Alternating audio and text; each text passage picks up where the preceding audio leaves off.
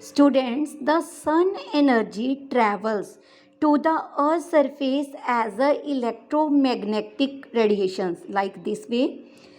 The incoming solar radiation is received in the form of a short waves. Okay, so these waves reach the earth's surface without hitting the atmosphere. Okay, and temperature is the main source to maintain the balance of weather and climate and the atmospheric pressure.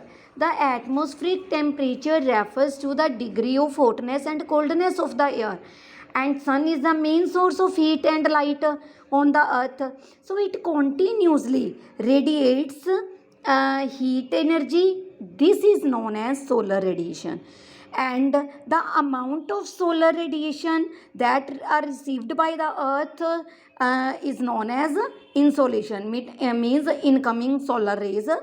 So we can say that or the sun is a burning star, and the earth is very small as compared to the sun, and is 150 million kilometer away from the sun. The earth is, so it receive only 1 or 2 billion part of the total radiation of the sun, and the amount of solar energy received of the earth is called the insolation. Now both clear what we mean by solar radiation and insolation. Next is terrestrial radiation. First, I will tell you the definition of terrestrial radiation. The Earth's surface absorbs maximum solar radiation during the day, and at night the heat which was absorbed during the day is radiated back.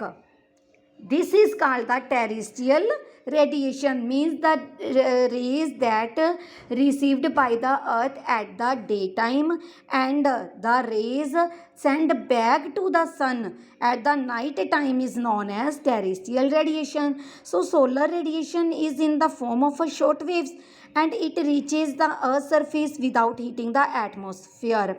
It is the definition of the insolations. Most of this energy is reflected back, means sent back by the earth's surface in the form of a long waves, because the sun energy travels in the form of electromagnetic radiation in a short form, in a short wave.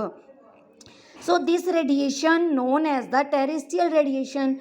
The atmosphere is thus heated indirectly through the earth, and due to the fact that the source of heat for the air is the ground, and it is the lower layer of the air which are heated more.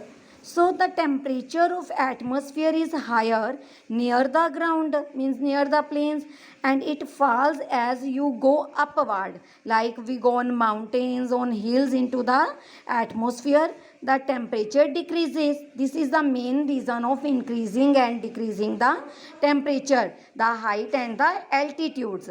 As you know that the temperature is the main element of weather and climate. Do you know that which instrument is helpful to measure the temperature? The temperature of the air can be measured with the help of the thermometer. Two scales are generally used to measure the temperature: the centigrade scale and the Fahrenheit scale. The standard unit of measuring the temperature in our country is degree Celsius. Okay, for example, the 0 degree Celsius, okay, 100 degree, like this way. So on the Fahrenheit scale, the melting point of ice is 32 degree Fahrenheit, and the boiling point of water is 212 degree Fahrenheit.